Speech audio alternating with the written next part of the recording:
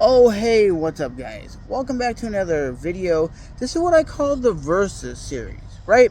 Last Versus was Vulgar Display of Power by Pantera and Raining Blood by the band Slayer. Today, I just wanted to start the conversation, and the conversation is the Iowa album, which is the most violent, the most heavy, the most brutal album ever released by the band Slipknot back in the early 2000s. And then on the other hand, it's going to go head to head with the album LD50, which is arguably the heaviest album that the band Mudvayne has ever produced. You have songs like Dig, Death Blooms, extremely heavy, aggressive album, a lot of harsh vocals.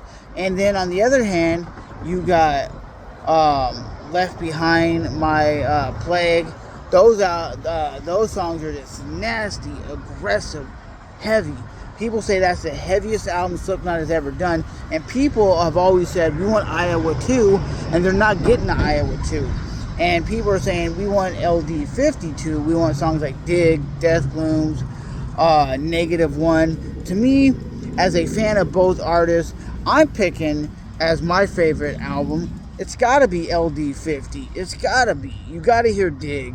I think what they accomplished on the LD50 album is better than what Slipknot did on the Iowa album. I'm not saying the Iowa album is terrible, but if you're comparing LD50 to Iowa, you gotta go with what is still out there kicking ass and people are still playing to this day, which people play both albums. But me as a fan of both bands, I gotta go with LD50. Why? I'm a bigger fan of Mudvayne than I am Slipknot. I think Slipknot in the later of their career, it kind of just got repetitive, kind of got a little oversaturated, and they became like the biggest band of that era.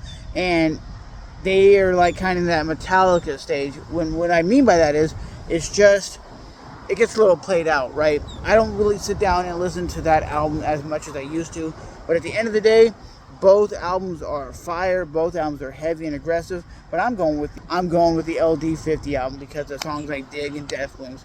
As always, it's your boy Trevor back with another rock and metal news video.